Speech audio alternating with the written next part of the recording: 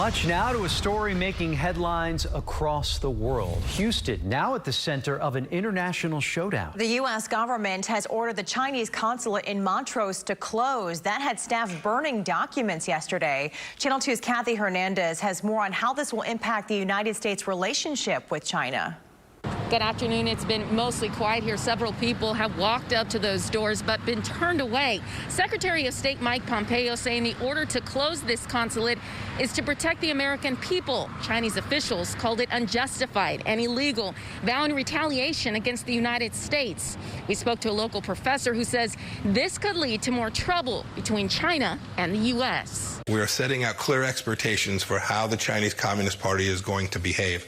And when they don't, we're going to take actions that protect the American people, protect our security, our national security, and also protect our economy and jobs.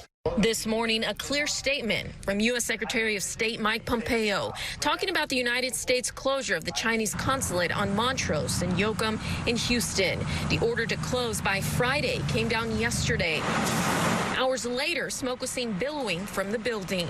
You could just smell the paper burning. There's a smell of paper burning. Video shows what appears to be people burning documents in a courtyard area of the consulate. You see several bins on fire, multiple people standing around them. In another video, someone is using a hose to put out the flames. Their responsibility is to make sure there are no files or other information left behind. This is common to any consular or embassy staff having to leave a location. The State Department says the closure was in response to repeated Chinese violations of American sovereignty, including massive illegal spying.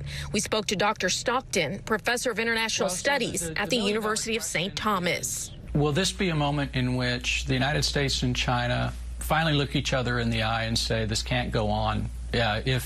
If it goes on, it's only going to increase tensions and the likelihood of even more serious conflict.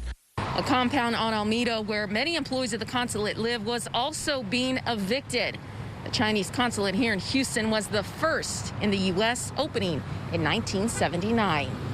Reporting in the Montrose area, Kathy Hernandez, KPRC, Channel 2 News. Kathy.